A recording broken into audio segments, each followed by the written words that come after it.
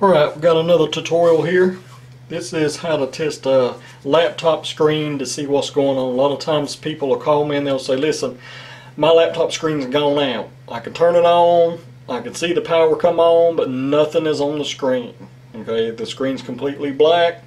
I need a new screen. That's the first thing out of their mouth, And I'll say, wait a minute, let me look at it first. Then we'll figure out if you need a new screen or not. So the first thing you want to do is when you get the laptop, turn it on and shine a flashlight into the black screen. Now, as you're shining that flashlight into it, if you see data on the screen that you normally would see when it's lit up, then that means it's the backlight that's gone out.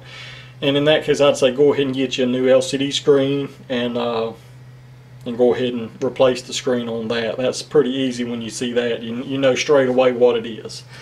It's a little more difficult when you turn it on and shine the flashlight and you don't see anything at all. Then it could either still be the screen or it could be the graphics chip. Now one way we can test that is that most of your laptops have a VGA auxiliary port on the side or the back of the laptop.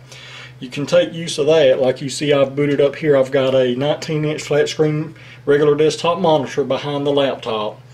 I've got it plugged in right here at the VGA port, and you can see that the monitor in the back is getting signal from the same graphics chip. So if you plug it in and you get the laptop to boot up and you can see everything on the back 19-inch monitor, whatever size you got, but you still don't see it on the front, then that's a pretty good key indicator that the screen has gone bad completely, and it's not just a backlight issue, it's just the whole screen.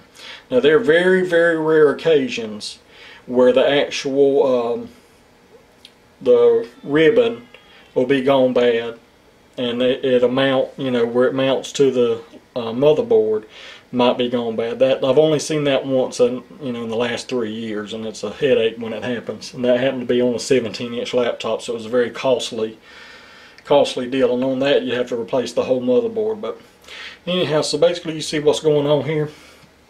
You just plug it in, see what's going on. Now, if you don't get any signal at all on either one of them, that could mean that that's not necessarily meaning that that the graphics chip's gone bad, because that monitor might not be picking up on that laptop. You might could try another monitor and see.